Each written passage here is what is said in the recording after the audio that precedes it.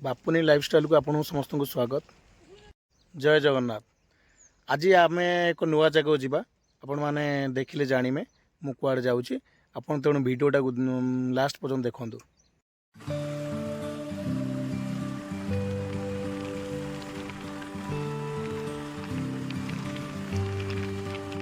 सांग मैंने मु बाहरी पड़ी लोअर सुक्तेल अभिमुखे। आपड़ जानते लोअर सुक्तेल आम पाटनागढ़ अवस्थित बलांगीर डिस्ट्रिक्ट।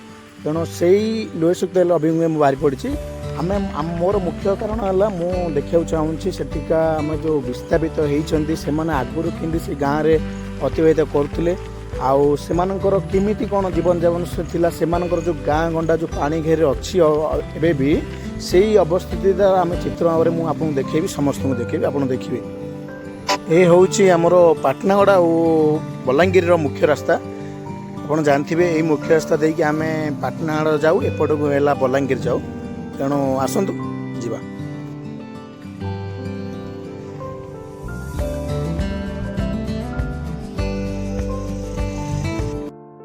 मुझे पहुँची जाइए लोअर सुक्तेल मुख्य रास्तार जोटा कि आमर बलांगीर पाटनागढ़ रास्ता को कनेक्टिंग करुच्ची। आसतु जीवा आग को यही रास्ता ए रास्ता काम चालू अच्छी देखुवे रास्ता काम तो चालू अच्छी कि आम देखुचु माने किंतु रफ रास्ता जेसी पड़ी आराम से जाई हम गाड़ी समस्ते 4 व्हीलर भी नहीं आसपारे किसी असुविधा नहीं।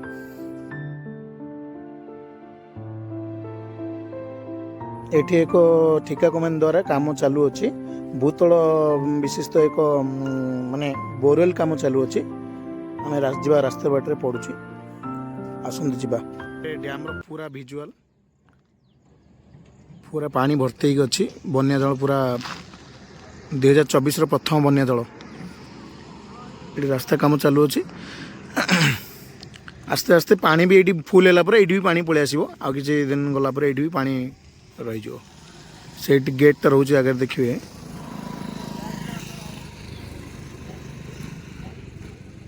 मुझे जगह पहुँचिक आप वीडियो देखा। ये हूँ लोअर सुक्तेल प्रकल्प काम पाखापाखि 80% सरी ये होला मुख्य नदीबंध तार सेपटे गेट रोचे मुझे पहुँची आप वीडियो देखा। रास्तार जीवा समय एमती केते कंस्ट्रक्शन काम गुड़ा आम देखा पाइलु।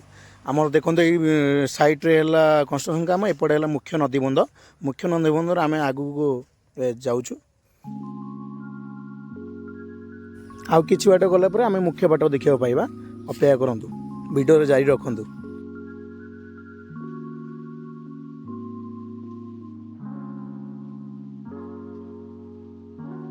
अरे अरे लोकटा पूरा रंग रे आछी।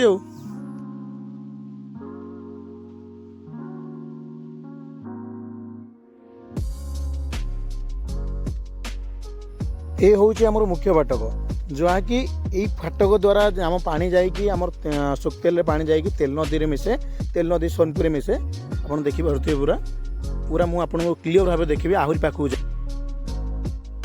फाटक देखो सब खोलाई माने पानी कह गले पानी एवं रिलीज हो जेहेतु काम 80% सरी तेणु काम बाकी अच्छी से देखो यहाँ है हाइट लेवल ये हाइट लेवल पर्यंत ही पानी रोक जो गेट पड़ जो रोक।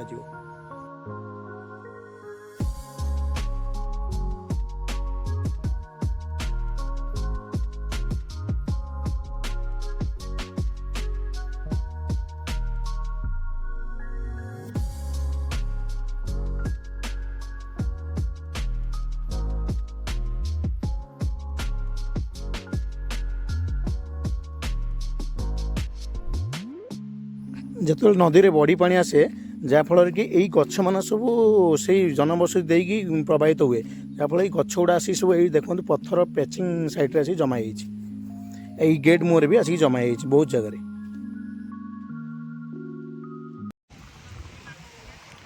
सुक्तेल जोड़े छोट गेट स्विच गेट द्वारा पानी निष्कासन करा बाकी ऊपर सब जगह बड़ गेट खोली दि जाए काम सरीनी देखिए काम भी चालू अच्छी माने नॉर्मल 80% काम सरी कि मेन केनाल काम सरीनी जहाँफल कि पानी स्टोरेज करा जाउनी। देखिए गेट गुड़ा सब खोला सब जगह गेट खोला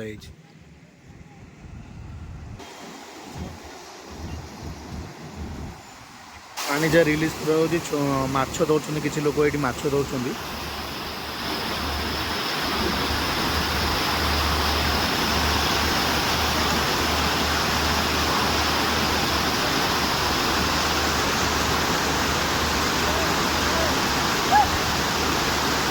ମୁଁ ଏବେ ଆପଣଙ୍କୁ ଏମିତି ଏକ ଜାଗାକୁ ନେବି ଯେଉଁଠି ବିସ୍ତାପିତ ହେଇକି ଲୋକ ମାନେ ତାଙ୍କ ମାନେ ଜୀବନଯାପନ ହରେଇଛନ୍ତି, ଆଉ ତାଙ୍କର ଯେଉଁଠି ଜନବସତି ଥିଲା ସେଇ ଜାଗାକୁ ମୁଁ ଆପଣଙ୍କୁ ନେଇକି ପହଞ୍ଚେଇବି। ଏଇ ଯେଉଁ ରାସ୍ତାଟି ଦେଖୁଛନ୍ତି ଆପଣ, ଏଇଟା ହେଲା ଡୁଙ୍ଗୁରିପଲ୍ଲୀ ପଞ୍ଚାୟତକୁ।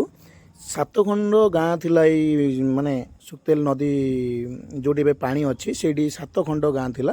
ସେଇ ଗାଁରୁ ମାନେ ସେ 7 ଖଣ୍ଡ ଗାଁ ହିଁ ଗୋଟେ ପଞ୍ଚାୟତ ଡୁଙ୍ଗୁରିପଲ୍ଲୀ ପଞ୍ଚାୟତରେ ଅବସ୍ଥିତ। ସେ ଡୁଙ୍ଗୁରିପଲ୍ଲୀ ପଞ୍ଚାୟତରେ ମୁଁ ଆଜି ପହଞ୍ଚିଛି, ଯେଉଁଟାକି ମାନେ ଆଗରୁ ଥିଲା ଯେଉଁ ଡୁଙ୍ଗୁରିପଲ୍ଲୀ ପଞ୍ଚାୟତ। ଏବେ ସେଇଟା ସେମାନେ ସବୁ ବିସ୍ତାପିତ ହେଇଛନ୍ତି। ଏବେ ସେମାନଙ୍କର ଖାଲି ସେଇଠି ମାନେ ଭଙ୍ଗା ଘର ଦେଖିବାକୁ ମିଳିବ, ଓ ସିଏ ବି ଜଳମଗ୍ନ ହେଇକି ରହିଛି। ଆଗରେ ଦେଖନ୍ତୁ, ସାମ୍ନା ଦେଖନ୍ତୁ, ଏଇ ରାସ୍ତାଟି ସେ ଯେଉଁ ଆଗରେ ଦେଖିବେ ଗୋଟେ ପାହାଡ଼ ଟାଇପ୍ର ଅଛି, ସେଇ ଟାଇପ୍ର ହିଁ ସେଇ ଜାଗାକୁ ହିଁ ଏ ରାସ୍ତାଟା ଯାଇଥିଲା। ସେଇଟା ହିଁ ଗାଁଟା ଯଦି ଏବେ ଜଳମୟ ଅଛି।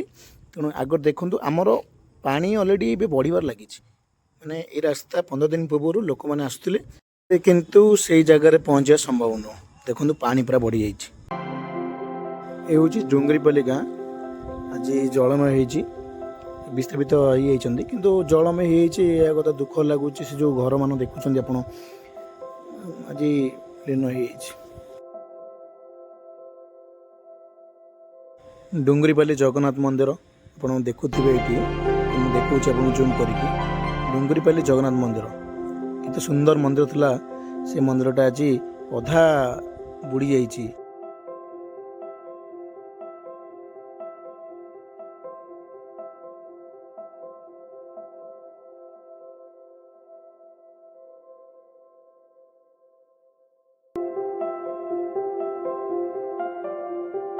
ଗଲାବେଳକୁ ଏଇ ଜାଗାରେ ପାଣି ନଥିଲା, ଏବେ ଦେଖନ୍ତୁ ପାଣି ଅଳ୍ପ ଆହୁରି ବଢ଼ିଗଲାଣି।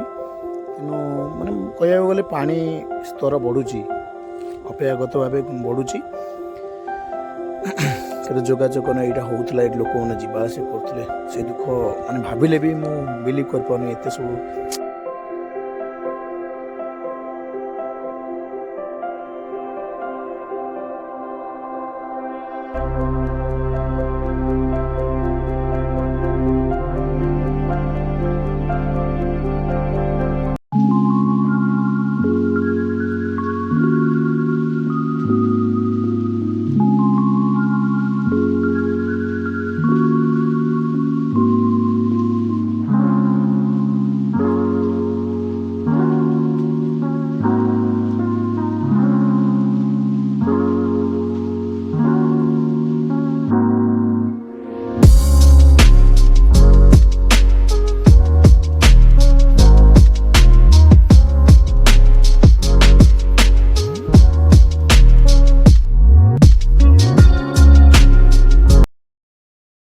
ଆଉ ଏକ ଗାଁ ଖୁଣ୍ଟୁପାଲି, ଏଇ ଗାଁରେ ବି ଏକ ଶିବ ମନ୍ଦିର ମାନେ ପାଖାପାଖି ପହଞ୍ଚିଲାଣି ପାଣି।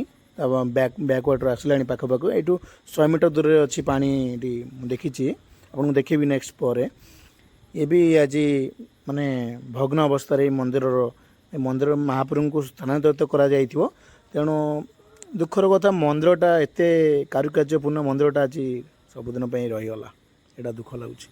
ଏଠି କେତେ ଘର ବି ଦେଖନ୍ତୁ ପୁରା ଇଏ ହେଇଛି, ବହୁତ ଘର ଇଏ ହେଇଛି।